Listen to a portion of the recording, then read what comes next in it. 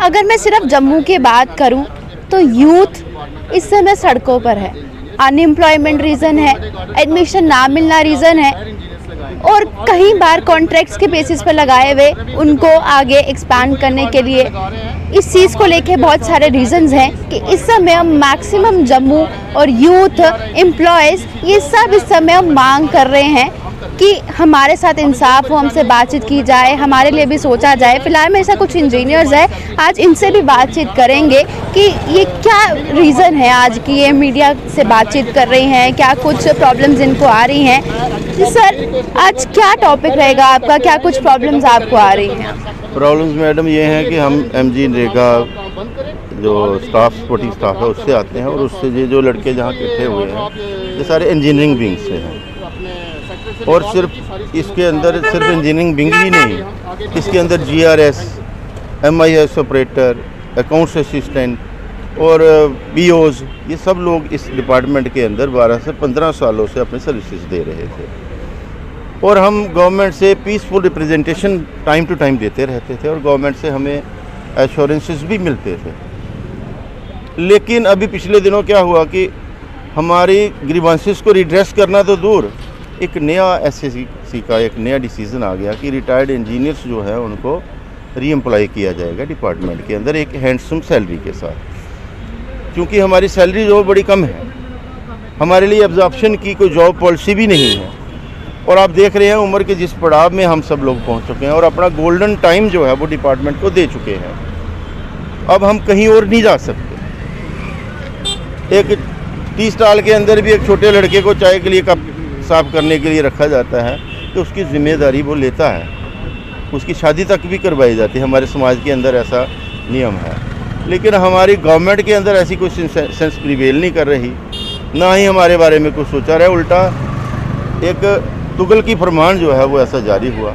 लिहाजा हमने इसके लिए पेन डाउन सिंबॉलिक प्रोटेस्ट रखा था कि अपना प्रोटेस्ट गवर्नमेंट तक रजिस्टर करवा दें, और गवर्नमेंट के ऑफिसर्स के साथ वर्दी डायरेक्टर साहब, वर्दी प्रिंसिपल सेक्रेटरी साहब से हमारी बात हुई, और उन्होंने ये माना कि आपकी बातें सही हैं, और इसी एश्योरेंस से हम यहाँ अपनी पेन डाउन सिंबॉलिक स्ट्राइक को जो है वो ख़त्म कर रहे हैं। आप ख़त्म तो नहीं कह सकते, जो हमारे रिप्रेजेंटेशंस हैं, डेलीगेशंस हैं, वो तो मिलते रहे हैं LG जी साहब से भी, प्रिंसिपल सेक्रेटरी, प्रॉपर प्लेटफॉर्म्स पे। ये कुछ देर के लिए हम इसको डेफर कर रहे हैं, और ये उम्मीद करते हैं कि गवर्नमेंट ने जैसा ऑफिसर्स ने हमारी बात को समझा है उसको इम्प्लीमेंट भी करेंगे। बाकी एक बात मैं यहाँ ज़रूर कहना चाहूँगा,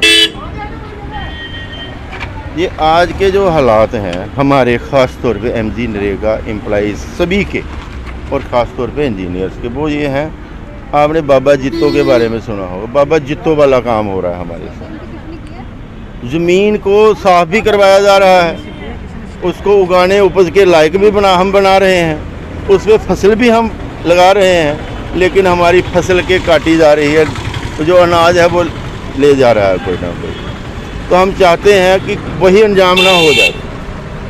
हम नहीं चाहते, हम भी बाबा जित्तो की तरह एक अमन पसंद लोग हैं, मेहनत कश लोग हैं, लेकिन गवर्नमेंट से हम ये मैसेज देना चाहते हैं कि आप कृपया मेहता वीर सिंह मत बनो, ताकि हमें भी उसी जैसी कोई कुर्बानी का हमें कहीं कोई ऐसा ना करना पड़े।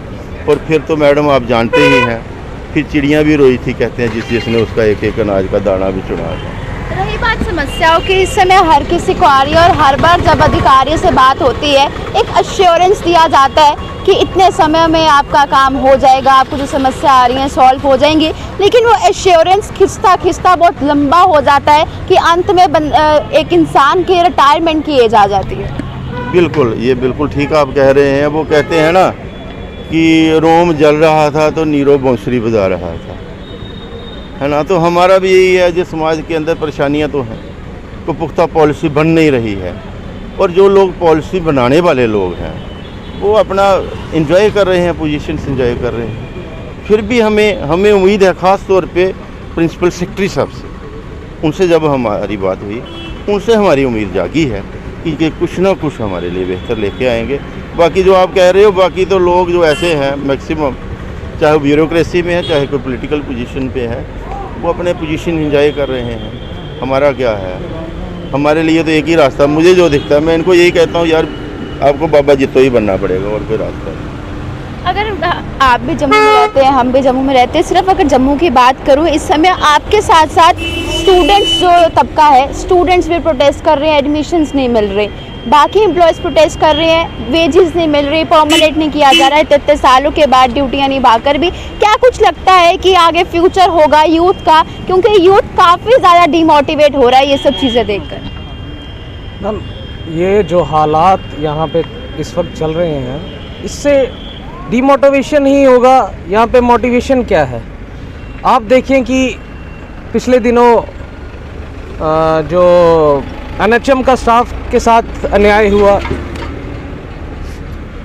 जहाँ डेली वेजर्स के साथ अन्याय हो रहा है, यहाँ पे एम्प्लॉयमेंट को लेके जो वादे किए थे, बड़े बड़े वादे किए गए थे कि 50,000 नौकरियाँ देंगे, यहाँ तो उनको नौकरियाँ देने के बजाय यहाँ तो रिटायर्ड लोगों को नौकरियाँ दी जा रही हैं, और उन लोगों को नौकरी दी जा रही है जो ऑलरेडी एक हैंडसम पेंशन्स ले रहे हैं। उनका जो पेंशन्स के साथ साथ उनके लिए सैलरी पैकेज बनाया जा रहा है।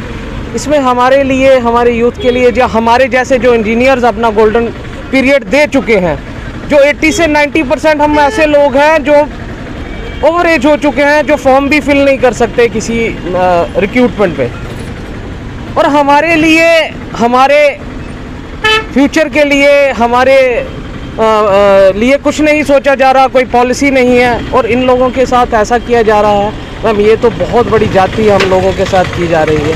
हमें इस यूटी का, हमें स्टेट हुड जाने के बाद ये ड्यूटी के लिए हमें बताया गया था कि हमें उसके बेनिफिट्स दिए जाएंगे। हमें आज तक कोई ऐसे बेनिफिट्स ना दिखे हैं और ना हमें मिले हैं। इवन यूटी में जो माननीय सुप्रीम कोर्ट ने एक ऑर्डर जारी किया था कि मिनिमम वेज एक्ट हर एक एम्प्लॉय पे लागू किए जाएंगे। स्टेट के पास तो हम टाइम टू टाइम गुहार लगाते थे जब स्टेट थी, बट उन्होंने लागू नहीं किए, क्योंकि यहाँ पे कुछ कानून वैसे थे कि यहाँ पे वो लागू नहीं किए जा रहे थे। बट यूटी आने से हमें थोड़ा सा इसमें खुशी आई थी, एक सोच, उम्मीद की किरण जागी थी कि हमें इस ड्यूटी आने से हम पे मिनिमम वेज इम्प्लीमेंट होंगे, क्योंकि हम we are super skilled engineers, तो हम पे ये लागू किए जाएंगे। बट वो भी मैम ऑल इन वेन, हमें कुछ नहीं उसमें मिला, और ना ही हमें हमारा फ्यूचर के लिए कुछ यहाँ सोचा गया। बट अभी हमें जो उम्मीद जो जगी है, वो उम्मीद ये है, जो वर्दी प्रिंसिपल सेक्रेटरी साहब ने हमें बहुत पॉजिटिव नोट से हमसे बात की है और इंश्योरेंस से बात की है, हमने उनके लिए सुना है, और मैन ऑफ कमिटमेंट हैं, इसलिए हमें इस एश्योरेंस से हमने ये फ़िलहाल अपनी ये जो प्रोटेस्ट है, अपने जो सिंबॉलिक प्रोटेस्ट था, इसे डेफर किया है। हमें उम्मीद है कि वो हमारी बात एलजी साहब तक पहुंचाएंगे, और अगर एलजी साहब ये चीज़ सुन रहे हैं तो हम उनके आगे हाथ जोड़ के गुजारिश करते हैं, गुहार लगाते हैं कि इसे हमारे फ्यूचर के लिए कुछ सोचा जाए, और इसे जो ये जो ऑर्डर है इसे जल्द से जल्द वापस लिया जाए। जब जम्मू कश्मीर को यूटी बनाया गया था तो बहुत से वादे किए गए थे कि एम्प्लॉयमेंट, रोज़गार दिया जाएगा, लेकिन रोज़गार मिलना तो एक अलग बात रही। जो ऑलरेडी इस समय काम कर रहे हैं, जो एम्प्लॉयज़ हैं, इतने साल उन्होंने अपने डिपार्टमेंट को दे दिए हैं, वो भी अब सड़कों पर हैं कि उनकी बातें सुनी जाएं और उसमें एक पॉजिटिव कोई ना कोई रिज़ल्ट निकाला जाए। फ़िलहाल कुछ इंजीनियर्स मेरे साथ थे जिनका ये कहना था कि वेजेस में काफ़ी ज़्यादा प्रॉब्लम आ रही है। तो मेरा यही कहना है कि प्रशासन से अगर कोई ये वीडियो देख रहा है, इनकी प्रॉब्लम्स को भी जल्द से जल्द सॉल्व किया जाए, ताकि ये जो सड़कों पर उतर रहे हैं, इनको भी अपने डिपार्टमेंट में खुशी से काम करें और अपना फ्यूचर जो है वो अच्छा बनाए, और आने वाले यूथ के लिए भी एक अच्छा मैसेज जाए। फैक्ट्री आई ऑस्ट्रेलिया